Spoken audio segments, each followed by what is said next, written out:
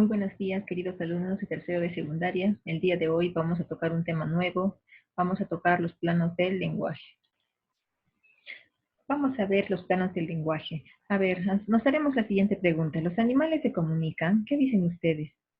Sí, claro, los animales se comunican. No precisamente de esa manera como muestra el perrito, ¿no? Pero sí a través de gritos, como vemos aquí, a través de movimientos. Aquí vemos los faisanes, acá también, ¿no? Las abejitas que hacen un movimiento especial para poder indicar dónde está, dónde se encuentra el néctar. Ahora, el loro, cuando repite lo que decimos, ¿estará realmente comunicando? ¿Qué dicen ustedes? Bueno, de alguna manera se está comunicando, pero no a través de lo que dice, él solamente repite. Bien, antes de pasar, mire, quiero recalcar algo, ¿no? Las abejitas se comunican entre sí, es por eso que ellas forman parte de una sociedad, ¿no? Todas ellas juntan el néctar de las flores, este polen, y lo convierten en miel, en miel y viven en un panal, entonces forman una sociedad compleja. Ellas han formado esta sociedad gracias a la comunicación, así como las hormiguitas. Entonces nos hacemos la siguiente pregunta. ¿La sociedad nace con la comunicación?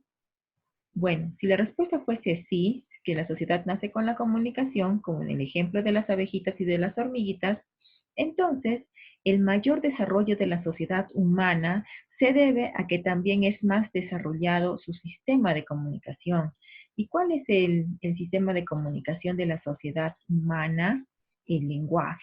Claro, nosotros como nos podemos comunicar a través del lenguaje, es que hemos formado una sociedad más avanzada, ¿sí? Bien, vamos entonces a ver qué es el lenguaje. El lenguaje es la facultad privativa de nuestra especie, o sea, es algo innato, propio de nuestra especie, ¿no? Que nacemos equipados con esta facultad, en la cual nos va a permitir comunicar nuestros pensamientos, nuestras ideas, ¿no es cierto? Muy bien, esa es una facultad propia nuestra. Vamos a ver ahora cuáles son las características más importantes del lenguaje. La característica más importante, bueno, entre las características más importantes está esta, ¿no? Que el lenguaje es innato. ¿Por qué el lenguaje es innato? Porque nacemos con esa capacidad, ¿no? Lo cual nos va a permitir adquirir cualquier lengua natural. Por ejemplo, si este bebé hubiese nacido en Rusia, él adquiriría la lengua rusa. Si hubiese nacido en Francia, hablaría francés. Si hubiese nacido aquí en Perú, hablaría castellano o quechua, ¿sí? Bien, se dice que la lengua es innata. ¿Por qué? Porque no se aprende ni se olvida, ¿no? Porque está en los genes de la especie humana. Aquí se encuentra la lengua. Dice que por eso se dice que es innata, ¿no? Porque no se aprende ni se olvida. Acá tenemos un ejemplo, por ejemplo, Tarzán, ¿no? Él, como es un ser humano, también, y si la lengua realmente es innata y no se olvida, este es un ejemplo claro. Él al convivir con los simios aprendió pues a comunicarse con ellos. Y sin embargo, cuando conoció a la humana, Jane, también pudo comunicarse con ella y entablar una comunicación en base al lenguaje, ¿no es cierto? Ese es un claro ejemplo de que es innato. Ahora, el lenguaje también es universal. ¿Por qué es universal? Porque es propia de toda la especie humana. Todos los seres humanos podemos acceder al lenguaje, ¿no es cierto?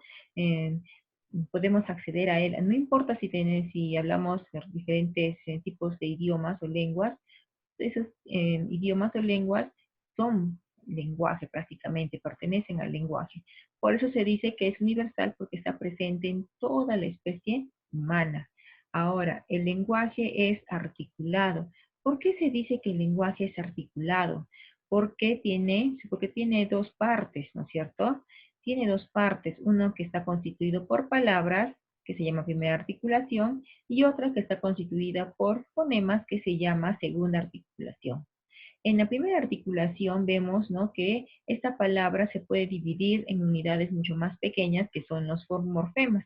Aquí tenemos un morfema raíz, que contiene la parte más importante de la palabra. Aquí tenemos un morfema derivativo, que nos da idea de pequeño.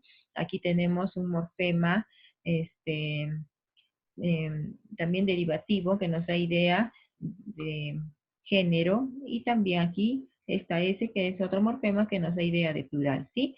Muy bien, entonces aquí es la primera articulación que está conformada por los morfemas o por las palabras. En la segunda articulación, el lenguaje está formado por fonemas. Los fonemas son el sonido de cada, que le corresponde a cada letra. Sí, por eso es articulado. Ahora vamos a pasar a hablar de los planos del lenguaje. ¿Cuáles son los planos del lenguaje? Los planos del lenguaje son la lengua y habla. Lengua y habla, los dos están presentes en el lenguaje. Básicamente estos dos elementos están ligados íntimamente. Vamos a ver qué es la lengua. La lengua es un sistema de signos orales y escritos de los cuales disponen los miembros de una comunidad para poder comunicarse, ¿no? Los miembros de esta comunidad dominan o tienen conocimiento de estos signos orales y escritos, los conocen. Por ejemplo, nosotros conocemos la lengua en castellana, ¿sí? Bien, ahora te hago una pregunta. ¿Es lo mismo lengua o idioma? Sí, claro que sí. Es lo mismo lengua o idioma. Se denomina idioma a la lengua oficial de un país. Eso sería de repente, ¿no? La variante, ¿no? Idioma se llama así, ¿no? A la lengua oficial de un país. Entonces, nosotros aquí en Perú tenemos tres idiomas oficiales, que son el castellano, el quechua y el aymara. Bien, ahora veamos. Hemos dicho que la lengua es un sistema de signos orales y escritos de los cuales disponen los miembros de una comunidad. Veamos qué es el habla. El habla es la realización de la lengua, es el conjunto de emisiones que los hablantes producen. O sea, básicamente es el uso de este sistema, ¿sí? Vamos a ver ahora a continuación un cuadro comparativo para poder identificar las diferencias que hay entre lengua y habla. Y también la forma en cómo se complementa una y otra, ¿sí? Mira, la lengua es psíquica. ¿Por qué es psíquica? Porque se manifiesta en el sistema cognitivo. O sea, de alguna forma tiene su asiento en la mente, ¿no? En el cerebro. Ahí los signos virtuales tienen su asiento ahí en la mente. Mira, ¿ve? Es dependiente de, o sea, se encuentra aquí, en nuestra cabeza. En cambio, de repente es algo inmaterial. La lengua es inmaterial porque lo encontramos aquí, pero no es inmaterial. En cambio, el habla es psicofísica, ¿ya? Y además va a implicar la participación de órganos de la respiración, articulación, que a través de esos órganos de la fonación, básicamente, se va a poder dar el acto del habla, ¿sí? Por eso es psicofísica, porque utiliza parte de nuestros órganos, ¿no? Muy bien. Hay psico porque el funcionamiento o el uso de estos órganos vienen a través de unos impulsos nerviosos que manda el cerebro, ¿ya? La lengua es social porque es producto de una convivencia y es compartida por los miembros de una sociedad. Todos nosotros que vivimos aquí en esta sociedad en Perú hablamos castellano. Los seres humanos que viven allá en Estados Unidos hablan inglés, ¿sí? Entonces, por eso se dice que es un producto de la convivencia social, ¿no es cierto? Nosotros aprendemos la lengua de acuerdo al grupo social en el cual vivimos. Ahora, entonces recuerda, es social porque es un producto de la convivencia social. El habla, en cambio, es individual porque es un acto de voluntad personal.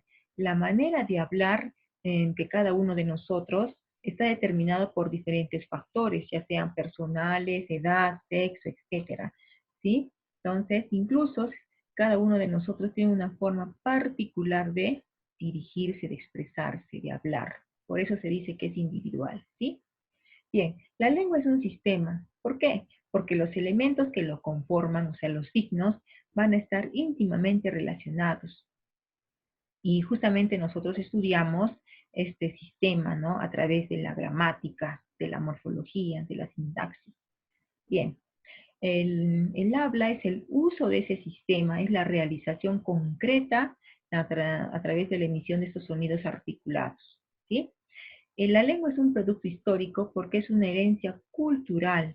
Nosotros, por ejemplo, hablamos castellano porque es la herencia que nos han dejado nuestros padres. También algunos hablan quechua porque es la herencia que nos ha dejado también nuestros padres o nuestra cultura inca, ¿sí?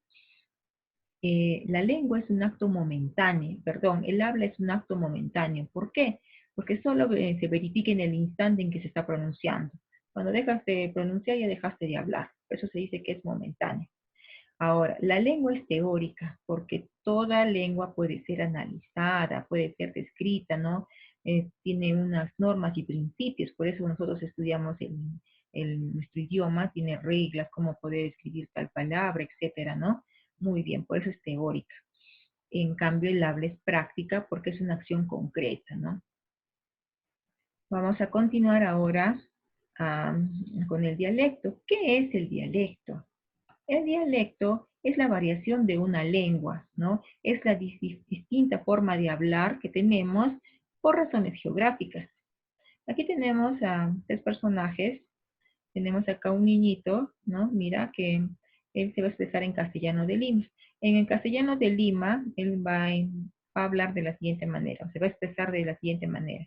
Me duele la espalda, dirá. Este niñito en castellano andino dirá, de mi espalda dolor estoy pues, ¿no? Y este niñito de castellano amazónico dirá, me duele de mi pecho hacia atrás. Entonces, ¿te das cuenta? Los tres han emitido el mismo mensaje, pero cada uno de ellos tiene una forma particular de decirlo, ¿no?